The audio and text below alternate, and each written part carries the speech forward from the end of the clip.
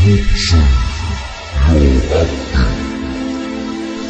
دیگه خودت نبودی، گفتی کارمون تمومه. منو عاشق کردی یا گفتی عشقمون جنونه. تو گلوم یه بغض کهنه‌ست که همیشه در سکوته. چرا از عشقای دنیا صحنه عشق ما سقوطه؟ بی تو غمگین دل دیوونه، بی صدا شدم تو این زمونه. از شلاق بی وفایی تو زخمی تنم خدا میدونه. بی تو غمگین دل دیوونه، بی صدا شدم تو این زمونه. از شلاق بی وفایی تو زخمی تنم خدا میدونه.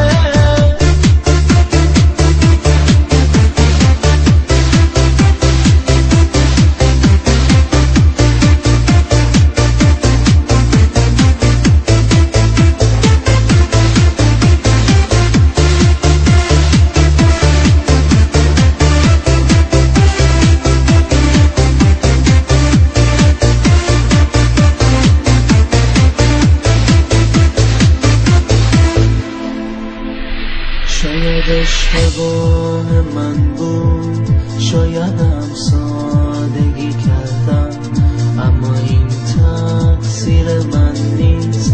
اینجوری زندگی کردم مثل جون برام عزیزی. من به تو بدی نکردم، تو اگه بد کردی عشقم من شکایتی نکردم. از گلایه های دنیا سهم من فقط سکوت بود.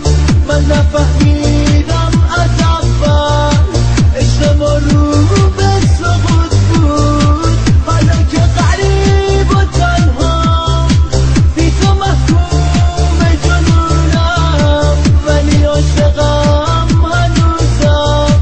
گوش بده برات میخونم. بی تو غمگین دل دیوونه، بی صدا شدم تو این زمونه. از شلاق بی وفایی تو زخمی تنم